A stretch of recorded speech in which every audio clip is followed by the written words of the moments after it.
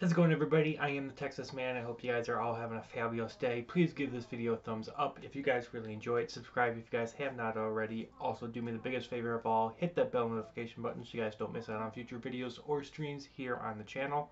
Also, please head over to Twitch and follow me at Douglas447.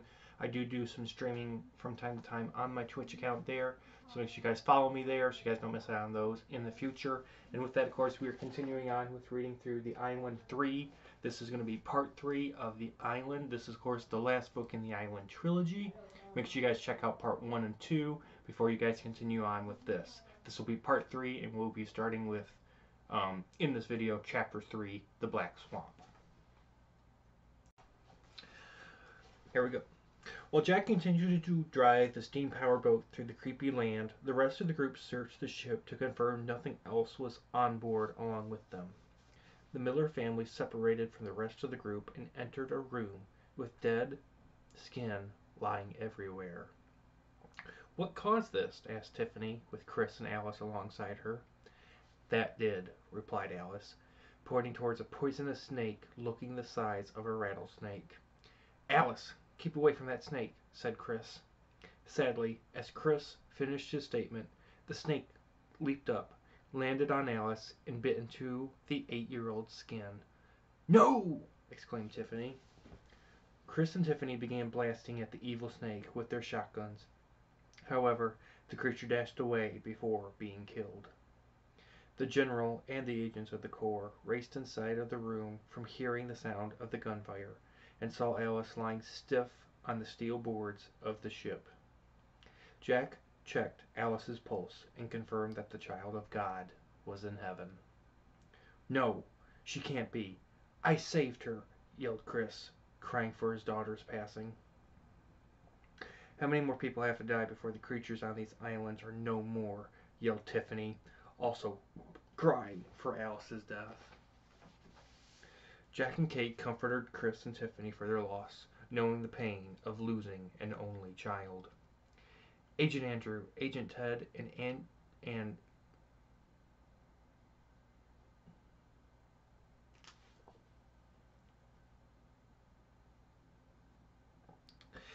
Andrew, Agent Ted, and Agent Phil, please follow me, said General Black. The 4 of them left the room, and Black closed the door. "What's up, General?" asked Ted. "I want us to hunt down that poisonous snake and avenge that young girl's death," said Black. Andrew, Black, and Ted prepared their machine guns, while Phil prepared his pistol to eliminate the deadly creature on board the boat. "2 by 2, said Black, as the group of 4 approached the stairway to the upper level of the ship. Black and Ted took the upper level, which had the driving controls, while Andrew and Phil continued to search the main level that had the room that Alice Miller had died in. Suddenly, something ran in front of Andrew and Phil's position and saw the snake pushing open a door to a room. "Let's end it," said Andrew. Andrew and Phil dashed for the door and prepared to unload bullets on the snake, yet froze for a moment to see a pile of 20 poisonous snakes. The snakes looked at the 2 men and hissed at them to warn them to leave or die. "Die, all of you evil monsters," said Phil, shooting his pistol. Andrew joined in the battle and used his machine gun, while the snakes continued to leap in midair to attempt to kill the agents with their poisonous venom. After 30 seconds of continuous gunfire, the snakes were all killed. "What a day," said Andrew. Suddenly, another snake bit Phil's left leg. Andrew blasted the snake and killed it. "Phil, we have to find some medicine or you're going to be dead in minutes," said Andrew. "No need," said Phil. "Why do you say that?" asked Andrew. "I'll be okay," replied Phil. Black and Ted rushed towards Andrew and Phil's position and cleared out the rest of the ship, realizing only 21 snakes were on board. As the day came to an end, the group of 8 performed a funeral ceremony for Alice Miller. Tears were made, talked about her attributions were said from her parents, and the body of the young lady was placed into the murky water. The day finally came to an end, and everyone entered separate rooms to rest before continuing the mission. Hours later, even though there was no sun shining through the cloudy atmosphere, everyone awoke from their sleep. It was now day 2 on Island 3, and everyone hoped that they would reach Titus's base soon. "Jack, how much longer until we reach the battle zone with Titus?" asked Black, while on the bridge. "About another 2 days," replied Jack. "Good morning, Jack," said Chris, entering the command bridge. "Good morning to you, too," said Jack. Moments later, Kate, Tiffany, Andrew, Ted, and Phil entered the command bridge also, and everyone realized they were headed towards trees with enormous leaves sprouting out of them. "Careful, Jack, we don't want to sink her," said Black. Jack carefully piloted the ship into the maze of tall trees, and suddenly something smashed onto the roof of the ship and the command bridge. "What was that?" asked Tiffany. "Run off the command bridge!" yelled Ted, seeing 8 legs surrounding the ship. The group dashed out of the command bridge and leaped onto the lower level just before the roof of the ship was destroyed. Jack and his team looked to see a gigantic spider on top of the vessel and began to shoot at it. "Aim for its head," yelled Jack, unloading his machine gun. "Chris and Tiffany, use your shotguns on the creature's legs to cause it to fall into the mucky water," said Andrew. The spider roared loudly from the continuous gunfire while attempting to attack the humans below, yet was unable to reach the humans. "Keep on firing, it'll be down soon," said Ted. Suddenly, the spider was shot in the heart, and the 8-legged monster fell into the water. Water splashed heavily onto the boat's right side and caused the objects on the upper level to fall down on the left side of the ship. "What are we going to do without the command bridge?" asked Andrew. "I'm not sure," replied Jack. "We need to think of something fast before we get lost in this swamp," said Chris. The group realized the ship was no longer staying near the train tracks and was headed far deeper into the black swamp. Jack thought long and hard about what to do and made a decision. "This ship will crash into land nearby. There we can get off this ship and continue onwards by building a raft," said Jack. 2 hours passed by until Ted saw a large strip of land up ahead where the ship would crash into in 3 minutes, while Andrew and Jack saw something extremely long swimming in the water. "Jack, what was that thing that just moved in the water?" asked Chris. Have you heard of sailors claiming to have had their ships attacked around these islands in the past by some creature?" asked Jack. "Yes." "You haven't?" said Chris. Hang on, I jumped ahead. "Yes," said Chris. "That creature's home is located here," said Jack. "You mean the Loch Ness Monster?" asked Tiffany. "Yes," answered Jack. "Land ahead!" yelled Ted. The group dashed to Ted's position to see the large strip of land ahead, where the steam-powered boat would crash in minutes. Suddenly the boat was struck from below and shook the boat with great force. Everyone lost their balance and fell on their butts, stood up, and looked around to see a super long-necked sea creature with a mouth open full of razor-sharp teeth and 4 fins. "Everyone stay away from the edge and out of the water. Ness is attacking us. All we have to do is wait for the ship to crash into the land up ahead, and we'll be okay," said Jack. Again the ship was struck by Ness, and the creature's teeth ripped a hole in the bottom of the ship. "Jack, we have a breach in the lower level. We are sinking!" exclaimed Chris, seeing the sides of the ship lowering into the water. The team looked to see the land about 1 minute from their current position, and suddenly Ness leaped out of the water, crashed its head onto the ship, flung Black off of the ship and into the mucky water. "Help me!" yelled Black. Tiffany tossed a rope into the water to save Black, yet Ness opened its mouth underneath the general and swallowed the man whole. Tiffany left the rope alone, and the group of 7 realized the commander of the Corps was dead. Suddenly, Ness flung its head onto the ship again and flung the rest of the team into the mucky water. "Everyone form a circle. We're going to trap the creature and force the boat to ram into Ness," said Jack. The team formed a circle while blasting their pistols, shotguns, and machine guns into the water to keep Ness away from attacking them. "I see him. He's coming straight for me," said Phil, with Andrew and Ted alongside him. "Good. Once he comes near you, the water will be too shallow for him to swim underneath the boat to escape," said Jack. on the left side of Phil's group. Ness charged towards Andrew, Phil, and Ted, and was blasted numerous times with bullets. Ness ceased in its attack and looked to see the ship coming right at the two-eyed creature, with no way to escape. The group watched as the front end of the ship, which had a large steel pole mounted into it, rammed directly into the chest of the Loch Ness Monster, and killing it. The group swam out of the water and onto land while watching the ship sink. "We did it!" exclaimed Chris. "Let's get going, people," said Jack. "What about General Blacksmith?" asked Ted. "What do you mean?" asked Jack. "Without the General, we are leaderless and hopeless," said Ted. "I thought it was clear that I was leading this mission." "I will be the leader and our hope," said Jack.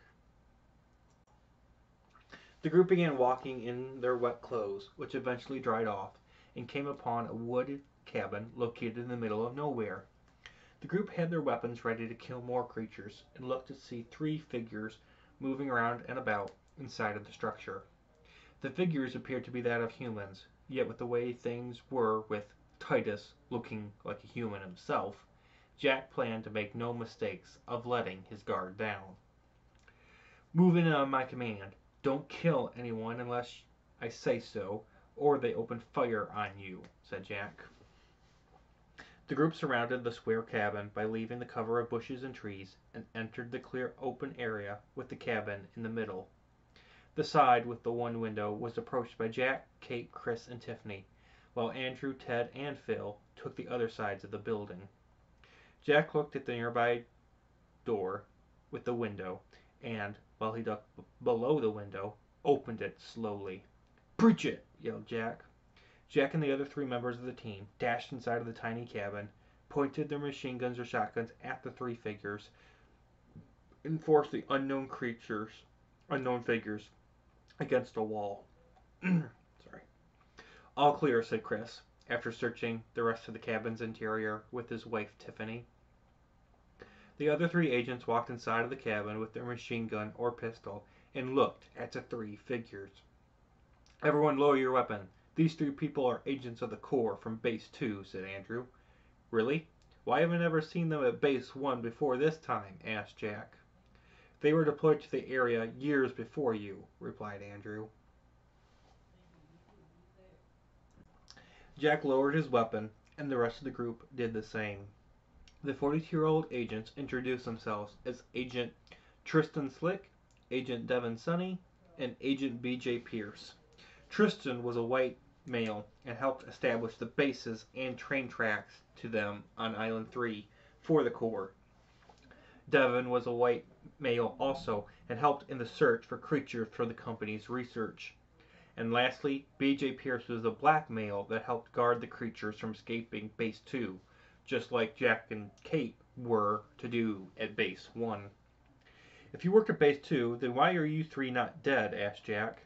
"We are the only survivors from Titus's attack on Base 2, which has also become his main base of operations on Earth," answered Tristan.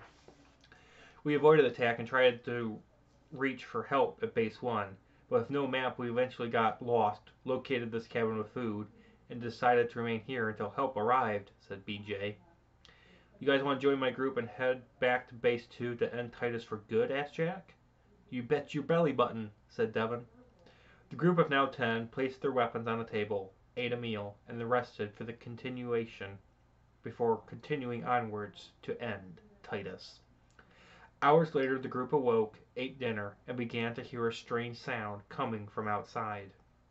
"Is that something normal to hear around these parts of the swamp?" asked Jack. Asked Jack to Devin. There we go. "No, and I think we better get ready for battle," replied Devin. I'm reading far way too ahead. Suddenly, several noises were made on the roof of the cabin, and loud howling sounds were made. "We have wolves!" yelled Tiffany. Let's try this again. I need to slow down. Devin unlocked several floorboards and revealed his 7 machine guns.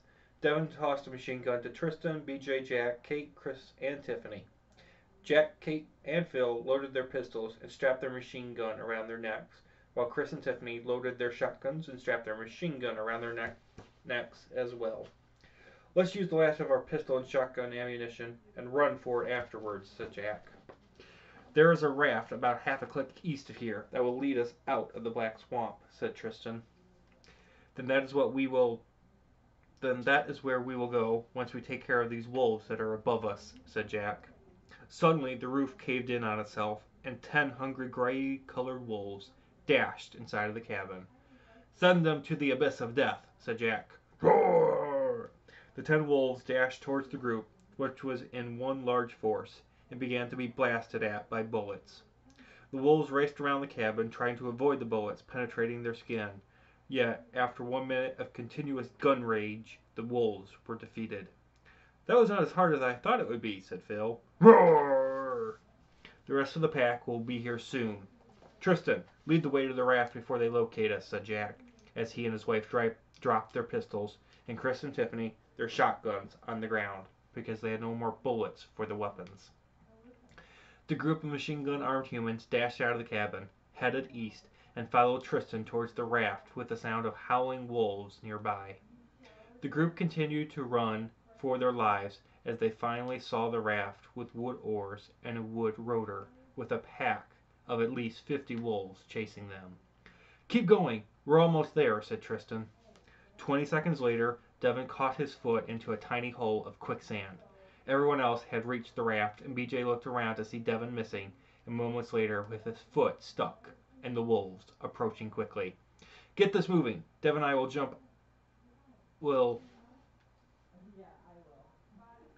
will leap on board later, said BJ to Jack.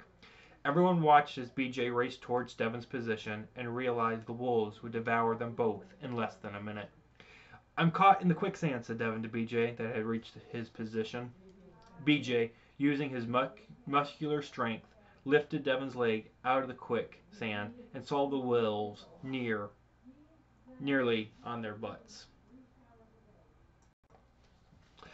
Run for it, yelled Andrew from the raft. Devin and BJ moved like their butts were on fire towards the raft, which was in the water for a great distance away from land, dove into the water, swam, and seconds later was helped on board the raft by Jack and Andrew. The wolves roared and roared at the water's edge and ceased in their pursuit of the group. That was close, said Ted. Tristan, take us out of this swamp and head for Titus's base of operations, said Jack. Everyone grabbed an oar and began to help the raft along the calm, mucky water. After 2 hours of unending rowing, Jack could see a bright light flashing in front of them, the sun. We were almost out of here, yelled Kate.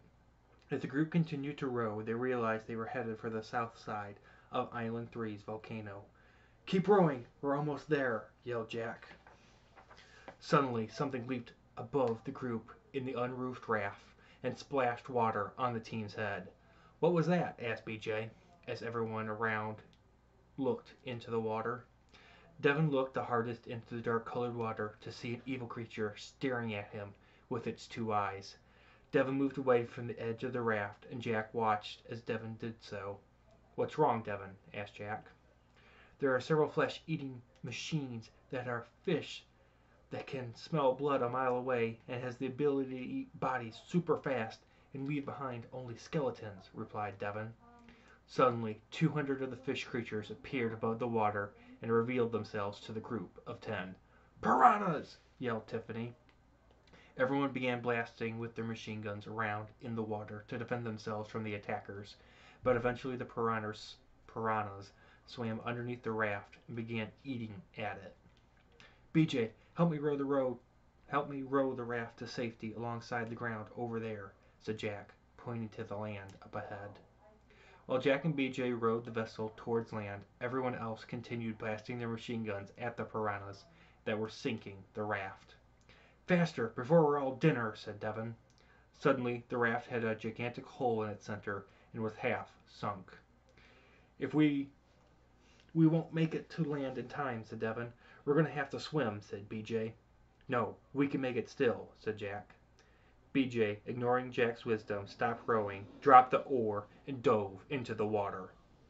Andrew, help me row, said Jack, both watching BJ swim towards land. BJ, behind you, yelled Kate. BJ looked around for a few minutes and was sunk underwater, eaten to the bone, and had his skeleton and blood rise in the water. Seconds later, the raft crashed into the land, and the rest of the group, of now 9, survived the piranha attack. I'm sorry, Tristan and Devon, about BJ, yet there is nothing I could have done to save him, said Jack, as the raft was devoured at last by the piranhas. It is not your fault that he left our protection. He believed he could survive the evil creatures alone, and he discovered it led to his death, said Tristan.